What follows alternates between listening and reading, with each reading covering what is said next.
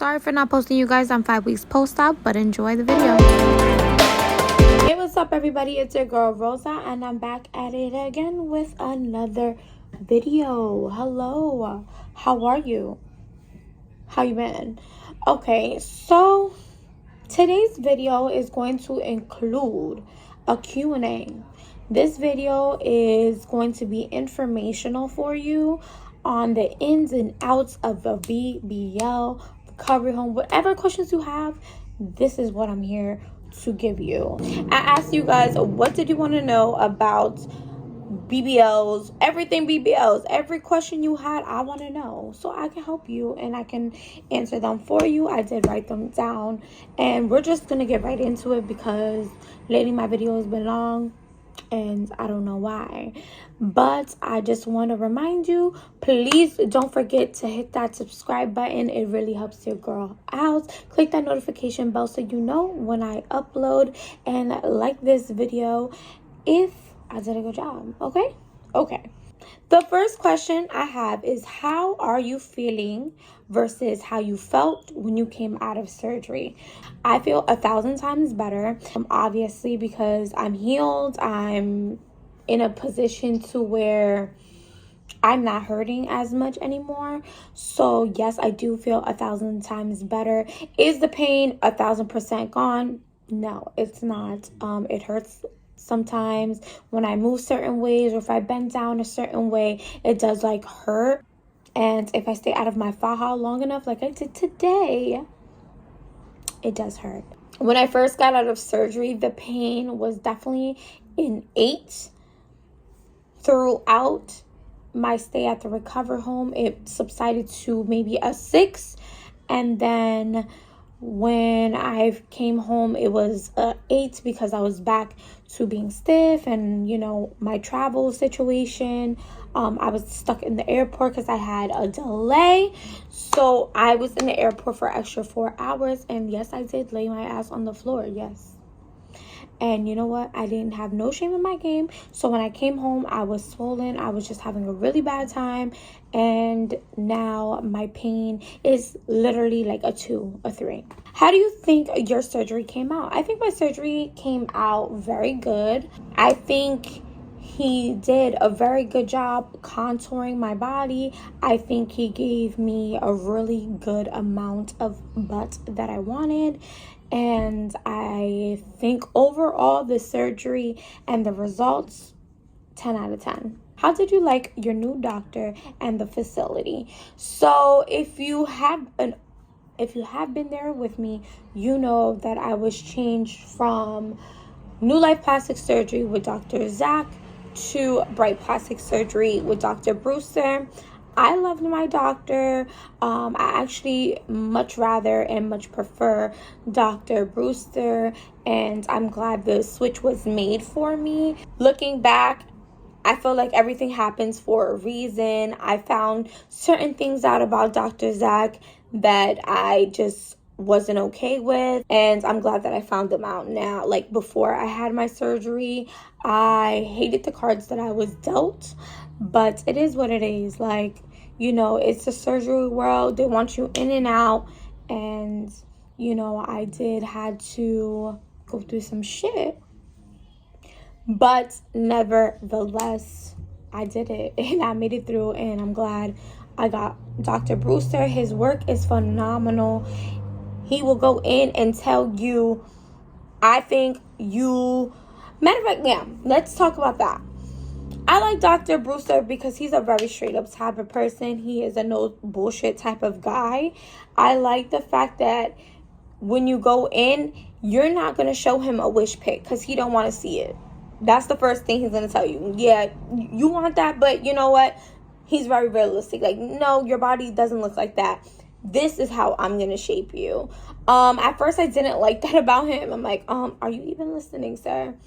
But he did hear what I wanted. He said, what type of booty you wanted? I said, hey, I want something very noticeable to my body, but I don't want an ant booty, and I want it to be like a peach, a little bubble butt, and I feel he did that. I feel like he gave me everything that I needed and more.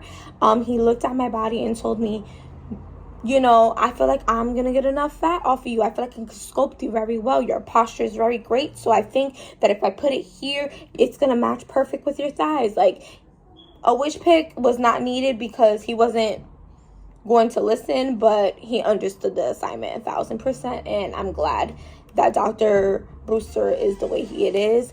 Bright plastic surgery within itself is okay.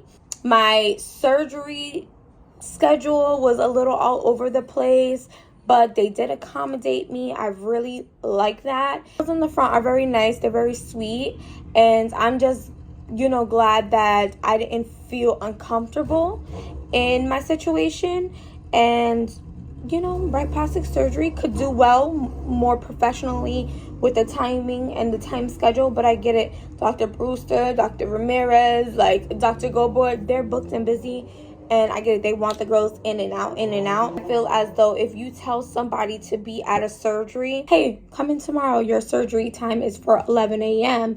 and I'm there till 6 p.m. without food, water, without peeing and all that, because they want you to hold your urine and all that stuff.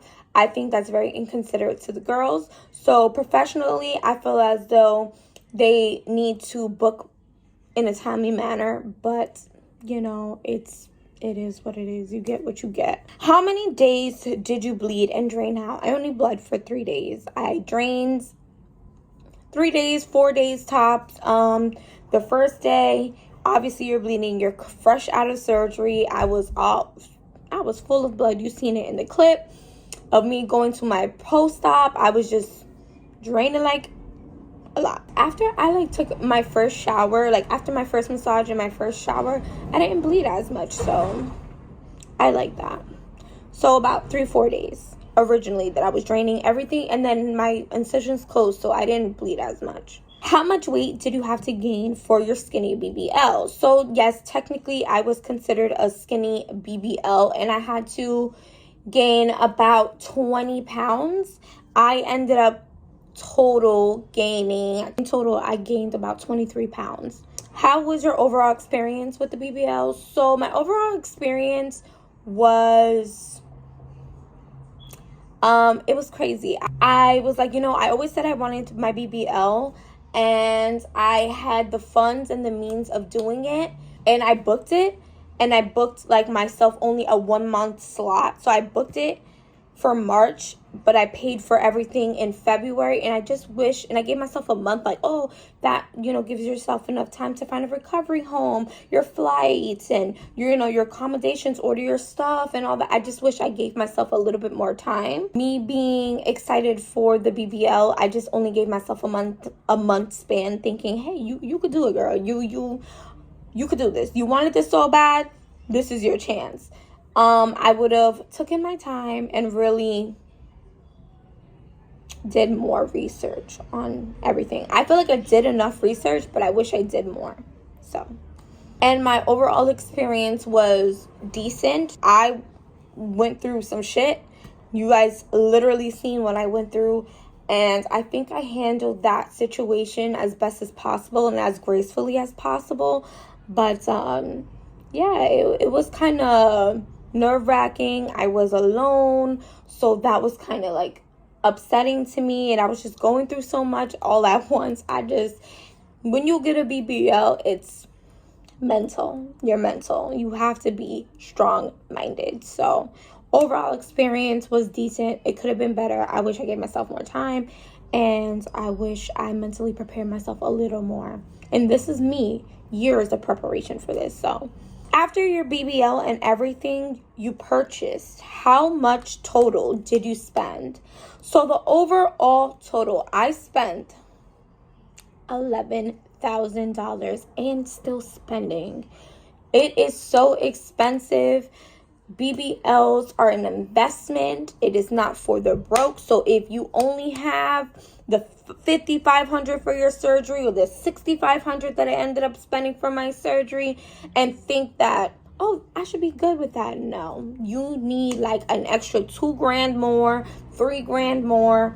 That's with after purchasing the supplies. That's with, your testing, your supplies that you need to go with your recovery home, your traveling, your food. Like, it's just so much. Your massages, oh my God, your extra fajas, you tailoring the faja. Like, it's just a lot overall. So 11 grand and still spending. How bad are the massages? The massages are the worst thing in the mother. It's the worst thing in the world. The massages hurt like a bitch. No one mentally prepares you for how much the massages hurt. Massages to this day still hurt my soul. Like, it hurts everything on me. And I can't. Sometimes it takes me out to where after I'm done with the massage, I just need to be left alone. I need to lay down. I need to regroup. It'd be too much. And over there, they are just ruthless sometimes. They will open up your incisions if they don't know what they're doing. So the massages on a scale from 1 to 10 are definitely a 10 every time. Just saying. A 10 every time. After surgery, I hear you get surgery blues. How are you dealing with you being bipolar? Was that something you were afraid of? So yes, if you don't know, I do have bipolar, anxiety, depression, and compulsive disorder. It's a lot. It's a handful. I know. Cool. If you are diagnosed with mental illness, because mental illness is a thing, not everybody sees rainbows and shits for giggles. Like, it's a lot. You have to be cleared from your doctor, your psych doctor, or I don't know, your behavioral health doctor. You have to be cleared with them first, and then you can get surgery. Because if not, if you have any of those disorders, they will cancel your surgery because mentally it is draining. Like I said, I've prepared for this surgery for years. I literally prepared for this surgery for years, and I was in a funk. I'm still kind of in a funk. I don't feel like myself. I had to stop taking my bipolar medication and my anxiety, all those pills, prior to me getting surgery. So I was already off beat with that. Now after surgery, I just took my first pill the day before yesterday. I took it a day early. Who cares? Whatever. Because that's how much of a funk I was in. And I still feel like I'm in a funk. Your medicine doesn't kick in for another 3 weeks. So I'm going to be in a funk for like 3 weeks. And you being in the house trapped and not being able to do absolutely anything, and then depending on somebody to help you 24/7 is, 1, embarrassing. It's degrading. 2, it's hard because most of the time they have to go back to work. They have their own lives as well. And then you have to learn how to do everything yourself. And it's hard. Mentally, I wasn't prepared. And I prepared myself. Like, mentally, it just hit me hard. And I feel like the amount of preparation I gave myself wasn't the amount of time I needed. Like, you got somebody wiping your ass. You got somebody, helping you bathe. You got somebody washing your faja. You got somebody, helping you massage as well. You got somebody taking you places because you can't drive. You have somebody, prepping your meals because you can't cook at certain points. Like, I did get up early. Like, I was like, you know what, I can't do it. Like, I have to do my own meals. I have to, put my own faja on. I have to bathe my own self. I have to do all these things with the help of my boyfriend. But relying on somebody is just hard on itself. And then being trapped home is hard on itself. And then plus I have all these disorders. It's magnified. So it's hard. But I was afraid of this and I was scared. So I mentally prepared myself to have therapy. So I do have, my psychiatrist and my therapist call me every Thursday. And we talk and we, speak about my feelings.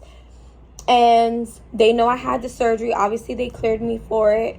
And I just pray that I get out of the funk that I am in. what do you wear after surgery?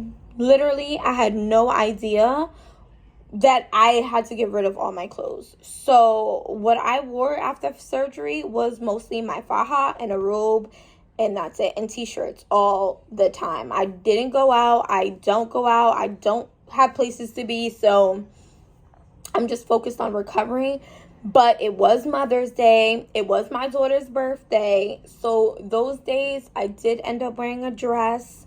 And today was my first day by myself that I went out for the first time. I didn't wear my faja. So I'm kind of hurting right now. But that's just because I was by myself and I can't bend with my faja and stuff like that. And I had to go to a doctor's appointment. So, girl, it was just hard. I had to do a lot. And I wore a dress. So, yeah. Do you have your new measurements? No, I chose not to buy a tape measure, and I chose not to see my measurements because I don't want to be in the mirror 24/7. I hear that you criticize your body a lot when you get out of surgery, and I didn't want to be that girl that was always looking in the mirror, always, oh my God, I lost 2 pounds. Oh my God, my butt's getting smaller. Oh my God, I gained weight. Or oh my God, this shrank. I didn't want to be that type of girl. So I'm refraining from weighing myself, measuring myself until at least 3 months, 4 months. So then I can see, okay, now my waist is this, my waist is that, So yeah, that's where I'm at with that. How have you been feeding the fat? So remember in my surgery vlog where I was eating, I didn't care, I did not skip a meal, and they were feeding me very well. I guess when I came home, being in the funk that I wasn't feeding myself that much. It's hard to feed the fat when you have no appetite, and I did get sick, guys. I got sick with the stomach bug for 4 days, and I lost 1 pound. I did, and it was hard on me because being sick and recovering is the hardest thing you can ever do. I feel horrible for the people that got caught COVID, after the BBLs. It was horrible. So what I'm doing to feed the fat is eat a lot of red meats, a lot of greens, salmon, just nothing fried, really mostly baked or broiled. And I'm drinking Ensures too, if that helps. So we'll see. Do you think you can do surgery alone? I did surgery alone. You can do it alone. Do I recommend? Absolutely not. Bring a friend, bring a family member, bring a partner, bring a support system, because I didn't have a support system. And I don't want to shoot the people that were there for me. My mom made sure she called me, and my boyfriend was there when I came home. But I literally went through so much by myself. So much by myself. And to be honest, you just want to turn around and feel comfortable, or the comfort of having your partner, your mom, or your dad, or your best friend, or your cousin, or whoever next to you, and just be like, damn, I'm going through this, but you know what, at least I got you here, you know what I'm saying? And I was just going through so much, and there was no one advocating for me, oh, don't talk to her like that, or why you guys doing her like that, or why she has to pay for this, or why you know what I'm saying? I was recovering, I was hurt, I was timid, I was underspoken, so I would not recommend doing surgery alone. What do you regret about all of this? I regret, like I said, myself time to really just take it in. I regret not giving myself to take it in, because I booked in, February, had my surgery in March. I was determined to have, when's your earliest surgery date? I didn't need the earliest. I could have waited, 2-3 months so I could prepare myself a little bit. But other than that, I don't regret my BBL. I love it, and that's the only thing I regret. Do you have plans for round 2? As of right now, I don't have any plans for round 2. I want to see the full potential of my body. I'm not going to make that decision until like 6 months plus when I see my full results. Maybe later on I might change my mind, but as of right now, I have no reservations on doing a round 2. Do you want anything else done? Yes. I want to do my breast. I have fairly, well, you can't see because I have a dress on, but I have a fairly nice size breast. I just want a lift without the implants, and I think a lift will take down a cup size. I'm not sure exactly how it works. I don't mind being a nice C cup and or a small D. So yeah. What are your next steps and future plans for the channel? So my next steps and future plans for the channel, I don't want my channel to be strictly about BBLs or my BBL journey. I do want to give you that information. I do want to update you when I can, but my BBL experience is not going to be like, oh, it's another BBL video. Oh, it's another BBL video. Oh, I have to do something. No, I mean, majority of my views, you guys are here because you wanted to see my journey, but I also have other videos that I have planned for you guys. Makeup, tutorials, hauls, vlogs, vacations, things that are going on with me, cook with me, things with my kids. Like, I have so much planned for my channel, and I just hope you guys stay along. I will always update you on my BBL and what's different, what's new, and so forth, but I don't want my channel to strictly be about the BBL. Okay?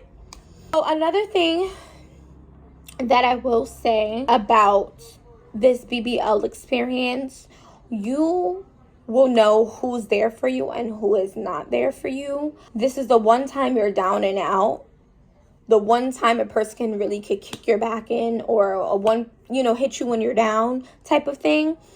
And people will take advantage of that, and they will be like, oh, she's sick, or oh, she's recovering, so let me push this button, or let me disrespect her, or or just not be there in general, not being supportive. That was another eye-opener for me.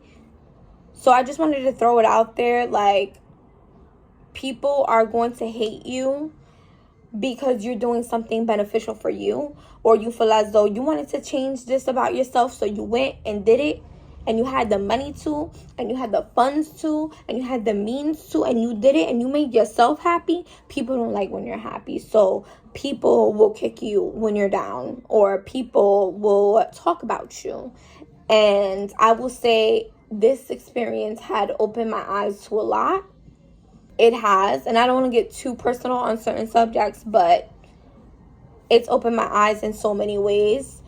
And I know if something else was to happen, like, I have health issues, so I know when I'm sick who I can and can't rely on, if that makes sense. And I'm gonna just leave it at that as well.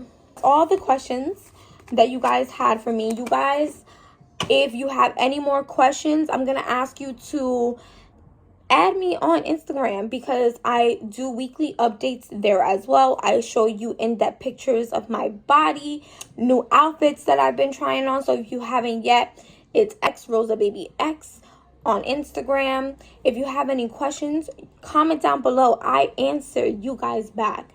I answer you guys back. I want to stress that enough. You have questions, ask me, girl. I'm here. We're besties. So I'm here to tell you the tea and, stuff like that. I did tell you I was going to show you my body. I was told that I was now allowed to sit on my butt. I'm sitting on a BBL pillow right now. So if you see me sitting, that's what I'm sitting on. But I did sit on my butt for the first time because, like I said, I had to travel by myself for the first time, and it was not fun. That sure hurts. So whoever said, well, Dr. Brewster said I couldn't sit anymore because that hurts. And I don't have a faja on, so I'm ready to show you my body. So I am swollen because I've been out of my faja for a while. I have a dress on. This is my back. He gave me all the curves that I want. This is my side. Do you see the swelling? You see it here and you see it here. I need to compress. I have panties on for the first time as well.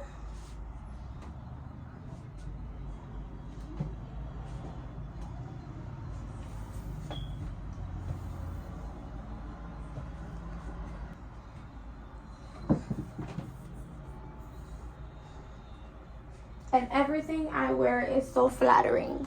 All right, you guys, thank you so much for joining me, and I'm out. Bye.